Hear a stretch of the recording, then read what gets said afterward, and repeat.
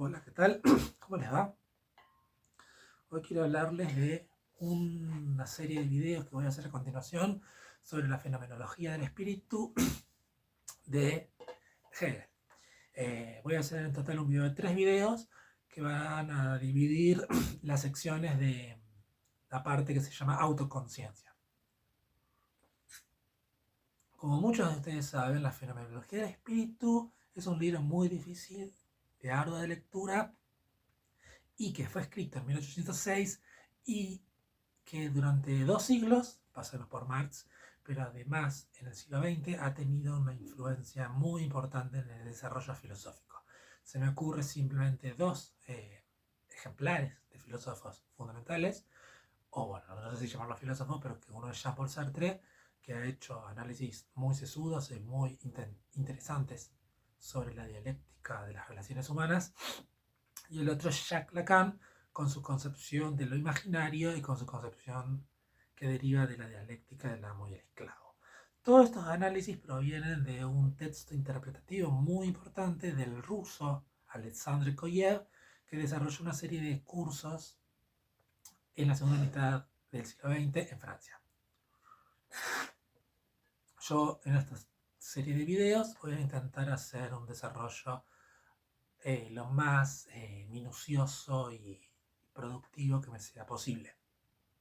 Aclaro que en mi propio canal tengo una ponencia que hice hace un par de años sobre estas temáticas, que está bajada ahí y forma parte de mi serie de videos que están en blanco y negro, que forman parte de una playlist que se llaman escritos. Esos videos en general no tienen mucha visualización porque el algoritmo no los beneficia y en general a la gente no le gusta escuchar simplemente un texto con voz en off, pero sí le, le recomiendo que vean esos videos porque los hago por algún motivo. El concepto que quiero tratar en este video es un concepto muy importante que muchas veces no se comprende porque es un término que alude a una simbología, a una estética que no encaja exactamente con lo que quiso decir el propio Hegel, que es el concepto de vida. El concepto de vida. Cuando pensamos en vida, pensamos, no sé, en la biodiversidad, en lo verde, en los insectos, en los pájaros, en la vida marítima.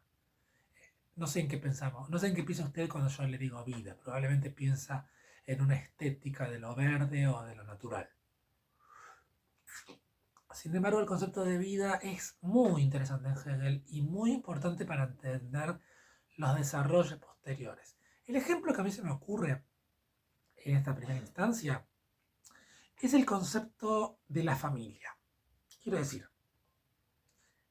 sin duda podemos hablar de vida cuando un padre tiene un hijo. Un padre tiene un hijo y su hijo nace, es un infante, y conforme va pasando el tiempo va creciendo, va desarrollando ciertas características, ciertas estructuras mentales, y luego se transforma en un ser adulto y en muchas ocasiones, en general es lo que ocurre, ese hijo tiende a encontrar pareja y posteriormente reproducirse y continuar el ciclo. En ese sentido se puede hablar de un proceso vital.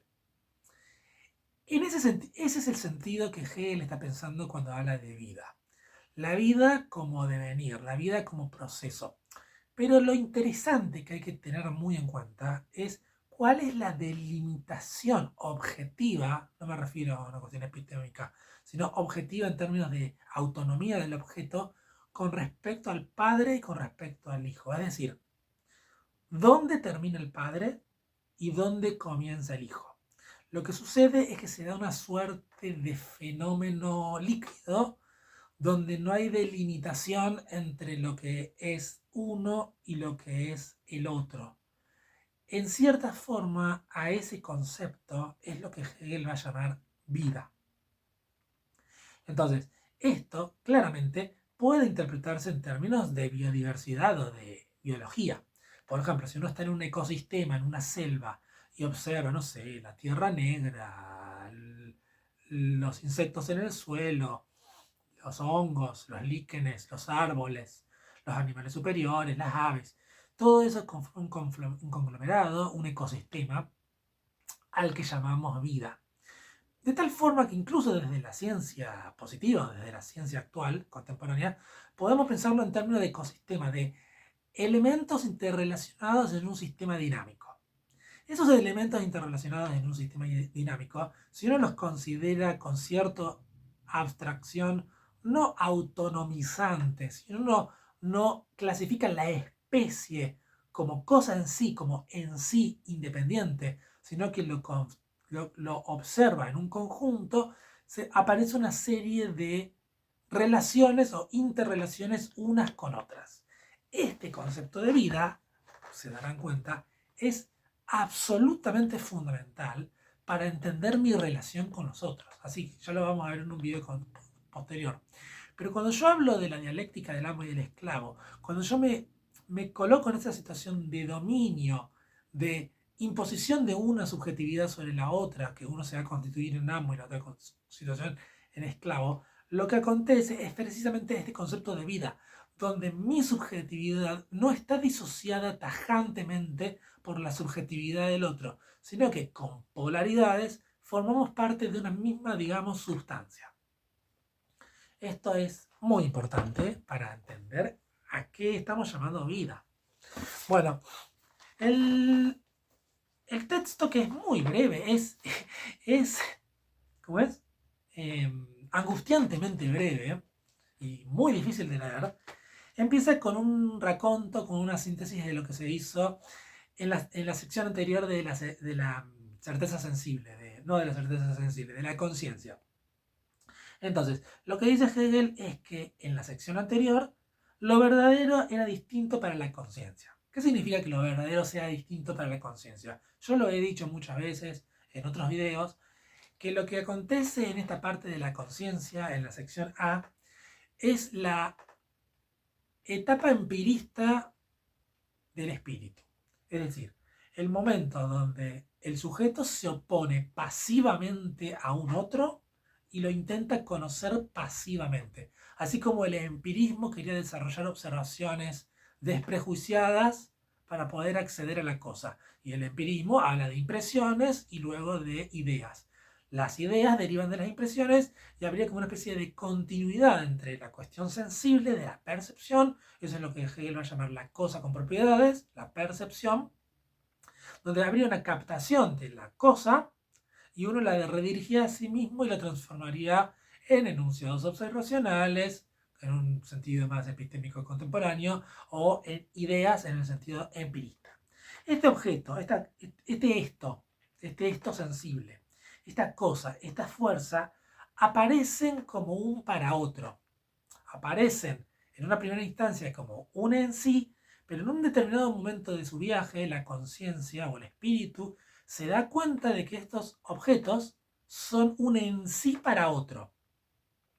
Es decir, cuando yo estoy en un laboratorio de química viendo a partir de un matraz aforado un determinado compuesto químico con determinados colores, eso no es una cosa en sí, sino que es un en sí para mí. Soy yo el que lo está captando y lo está determinando en tanto a sus cualidades físico-químicas. A ese nivel llegamos.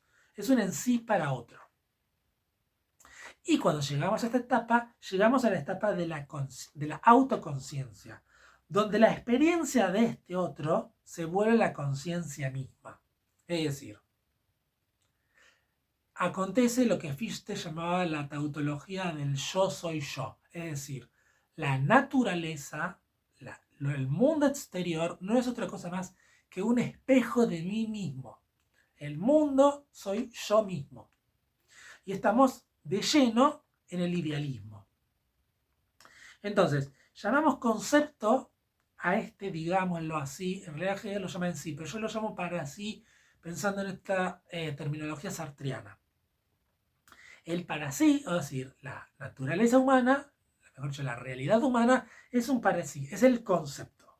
Y el objeto es un otro para sí. Es decir, el Meyer, el matraz aforado, es un otro para mí, es un otro para sí. Es lo que es en tanto para mí. Entonces, el mundo deviene en el giro copernicano-kantiano de que ya no hay una naturaleza objetiva del mundo, sino una naturaleza trascendental donde yo la conozco para mí.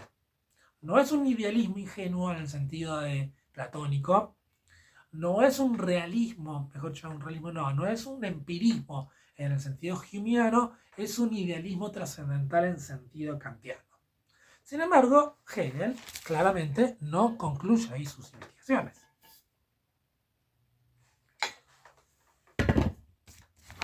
Lo que va a aparecer ahora es el concepto de vida.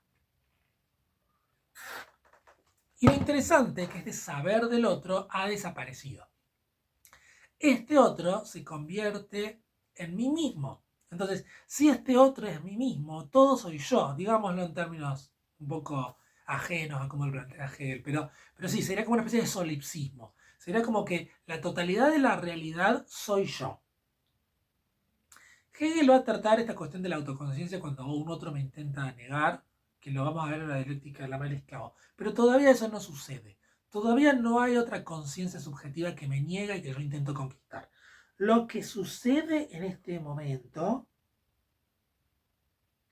es que de todas formas yo me presento en un mundo donde tengo percepción, como en la sección de la conciencia, donde tengo relaciones de fuerza, donde yo sé que soy un esto y que hay yo soy un este y hay un esto fuera de mí. Todo eso no se va a olvidar la conciencia. Recordemos que se trata de una supresión dialéctica, donde todos los momentos anteriores quedan almacenados, configurados, conservados en uno.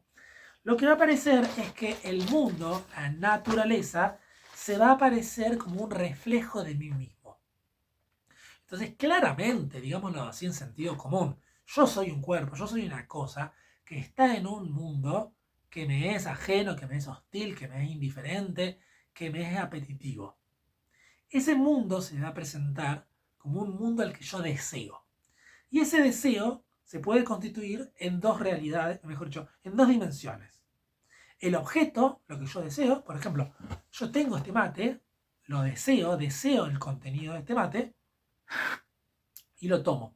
Este mate se presenta como una negatividad. Este mate es negativo a mí. Pero al mismo tiempo hay otra dimensión del deseo, que es el deseo mismo de mí mismo. Es decir, la versión subjetiva, la parte del sujeto. Lo que yo deseo del mate. Entonces está el mate como objeto negativo, mi deseo del mate. Este objeto se convierte en la vida. Este objeto se convierte, lejos de ser como la naturaleza, de la sección de la conciencia, un objeto pasivo que yo conozco contemplativamente, especulativamente, al modo empirista, que yo lo observo, este objeto se convierte en una extensión de mí mismo. Mejor dicho, yo me convierto en una extensión de ella. O en todo caso, hay una red bicondicional de lo que es el mate y de lo que soy yo. Eso es la vida. Así como el padre no se distingue del hijo, yo no me distingo del mate. Y eso es lo que Hegel va a llamar la infinitud. Y esto a mí parece trivial decirlo, pero cuando yo leía por primera vez esta cuestión de la infinitud, me resultaba completamente incoherente. ¿Por qué? Porque cuando uno lee infinitud, inmediatamente piensa en el infinito, en las estrellas, en lo inconmensurable. Pero no, lo que Hegel está llamando infinitud es que este objeto no es finito. Y que yo no soy finito, sino que somos una especie de compuesto orgánico totalizante que reúne varias cosas.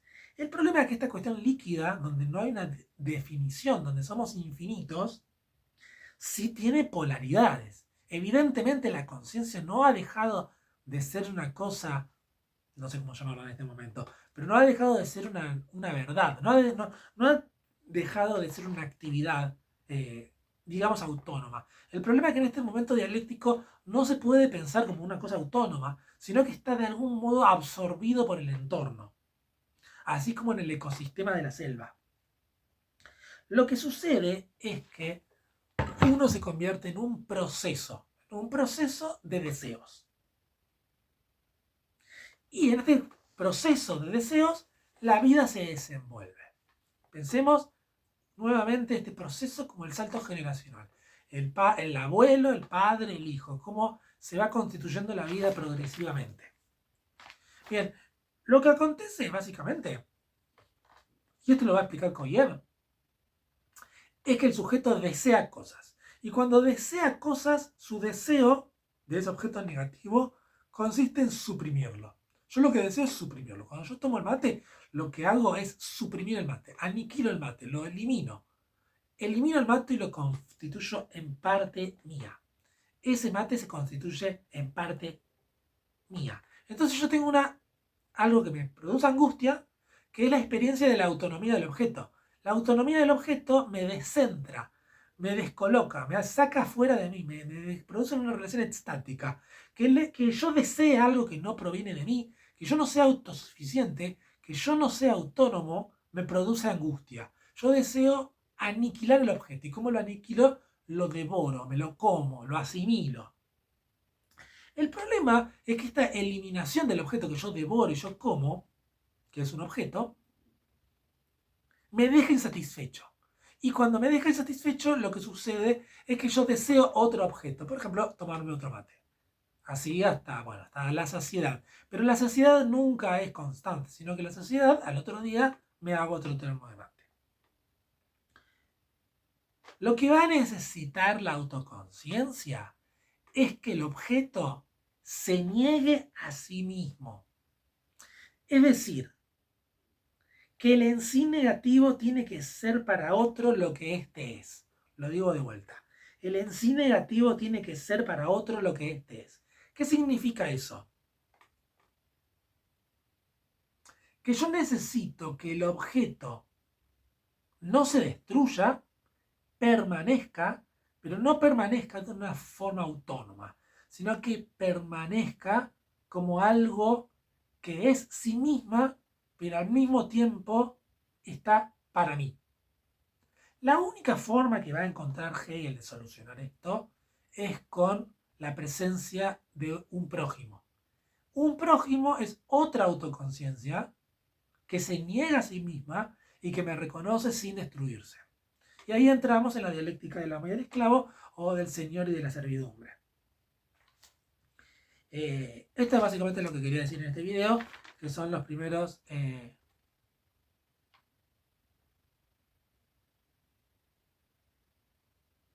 que son las primeras páginas hasta llegar a la sección de la dialéctica del señor y de la servidumbre. Entonces, resumiendo, lo que quiere la autoconciencia es ser ella en un otro distinto de ella. Es decir, esto se va a superar, también lo adelanto, en el trabajo. Quiero decir, la autoconciencia es ella en un otro distinto de ella cuando trabaja, cuando transforma objetos y los hace a su voluntad.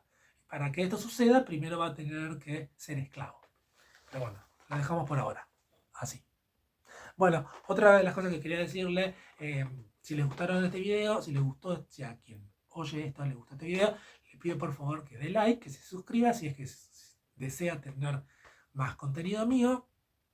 Me ha llamado mucho la atención que en el último video que grabé sobre Sartre me han comentado muchas cosas, lo cual me hizo muy feliz en el sentido de que hay alguien del otro lado que observa y comenta. Así que bueno, muy contento y reconozco ese entusiasmo y ese cariño. Y bueno, les pido que le den like para que me ayuden en el algoritmo, que se suscriban si les siguen interesando estos dilucidaciones de textos que yo considero interesantes o al menos difíciles de la filosofía. Y saludos.